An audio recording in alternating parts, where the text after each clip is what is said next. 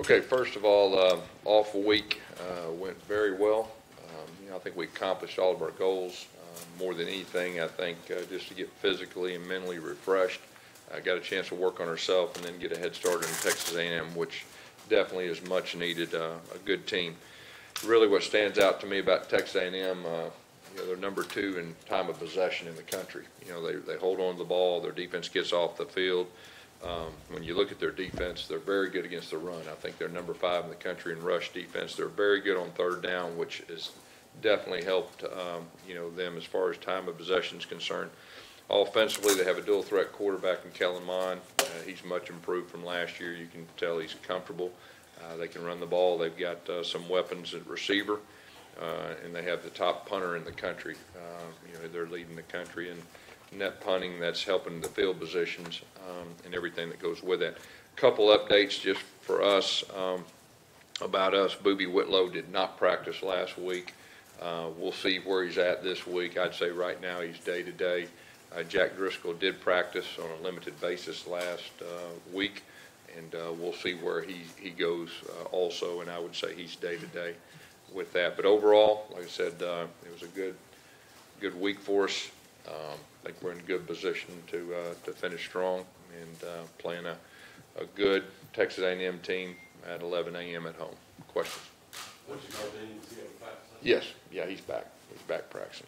He'll play. What did you feel like you were able to accomplish during that off week?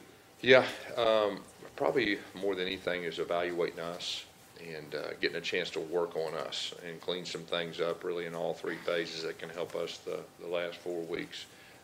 And then, of course, anytime you get a extra couple days on your opponent, that really helps, and then got a chance to watch them, play on Saturday, and so it's good to get a head start in that too. Gus, if Booby can't go, who would be your first guy? Who's the first guy? Well, of course, Cam Martin got a little banged up, last time, but it's going to be by committee. We feel like right now that all of our guys can, go in there and do a good job, and then we'll go with the hot hand. Would Asa be in that mix? Yes, yeah, Asa will be in that mix. What were you able to learn from Texas A&M watching them this weekend? Well, like I said, they're very good against the run, and they mix things up, offensively. Like I said, they got a dual threat quarterback that you have to account for his feet, and then he can throw it too with some big talented receivers. So, and then I think their special teams is solid. Like I said, their punter really stands out to me. He can really change the game as far as field position goes. You expect him to try to practice today? I don't know. Well, we're hoping, but like I said, he didn't practice at all last week, and he's been banged up some up this point. He's been a pretty quick healer coming back, so we'll just see where that's at. Seems like more and more your top playmakers are freshmen. Yeah. First off, how hard is it to take that bigger role when you're a freshman? Yeah. Well, I think, you start out and you got your freshmen and they're talented.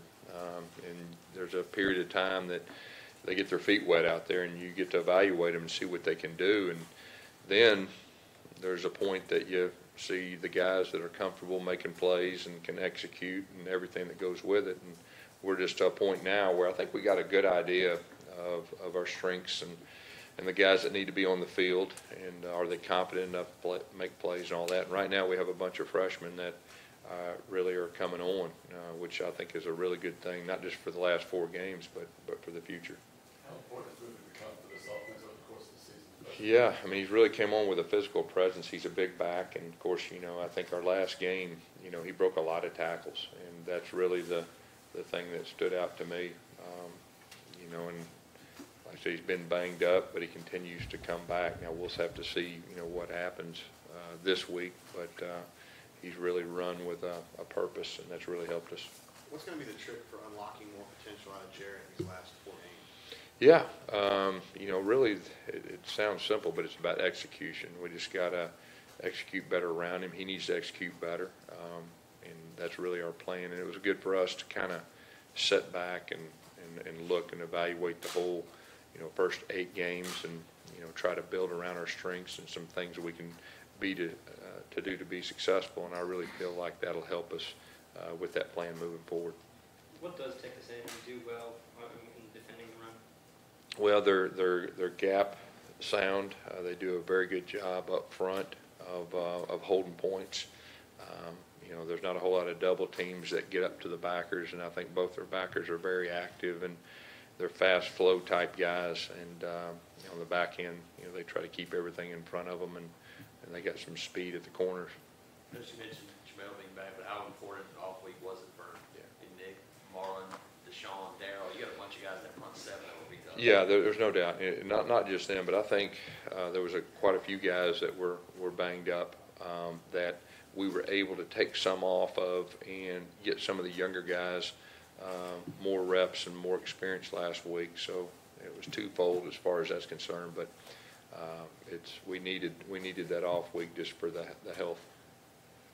I saw something on the last How much were you guys able to do some self-scouting this weekend?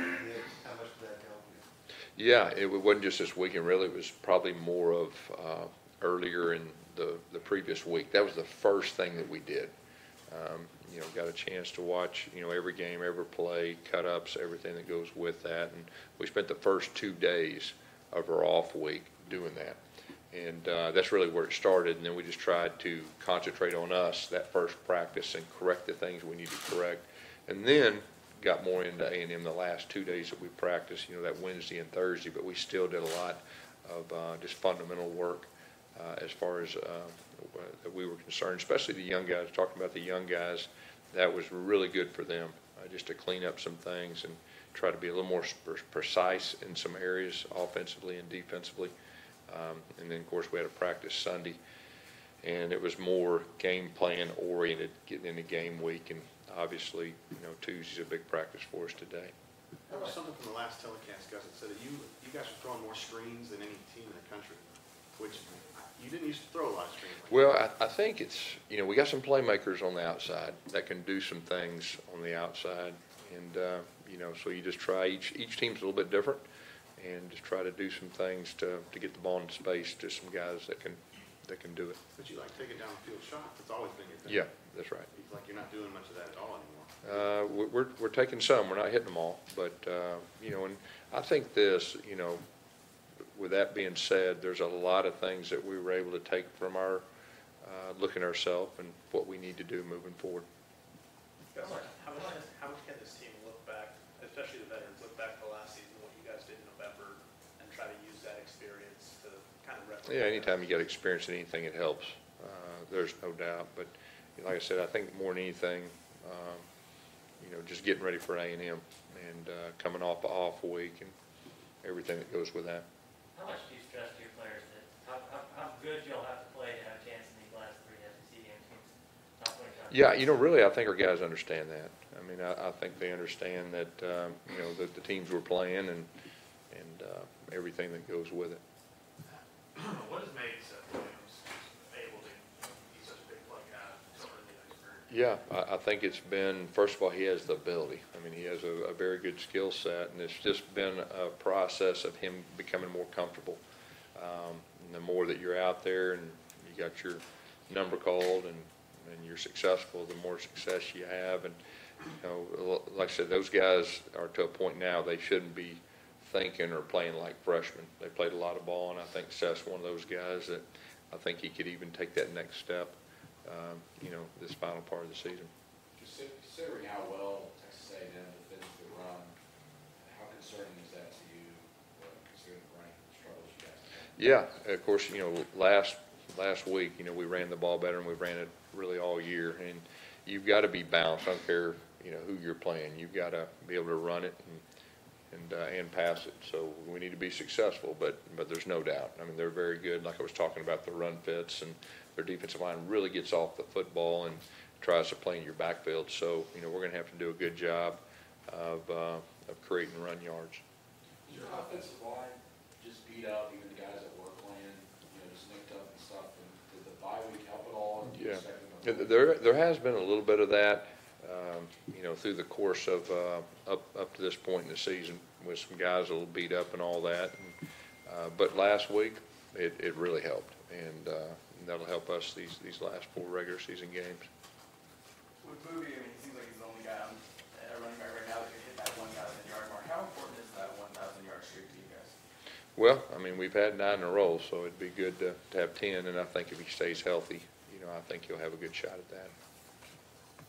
Talk about your decision to go up to New York over the weekend. Yeah, I'd had that planned for way back, and of course I was still able to recruit all day Friday and Friday night, and just made a quick trip up there. And anytime you can do that, that's definitely good for recruiting. Nice to be back with Houston Nutt, spend some time with him. Yeah. Oh yeah. Yeah, it's You guys good. were together. Yeah, we did. Were you disappointed about it? You didn't get to say much though, really. I mean, on TV, you talk about Trevor Lawrence and that's about it, huh? I don't know. We did a pregame show, and it was Oh, yeah. quite a bit. So Gotcha. I guess you didn't watch the pregame show. Nah, Okay, that it? Okay, thanks. Thanks, guys. Yeah.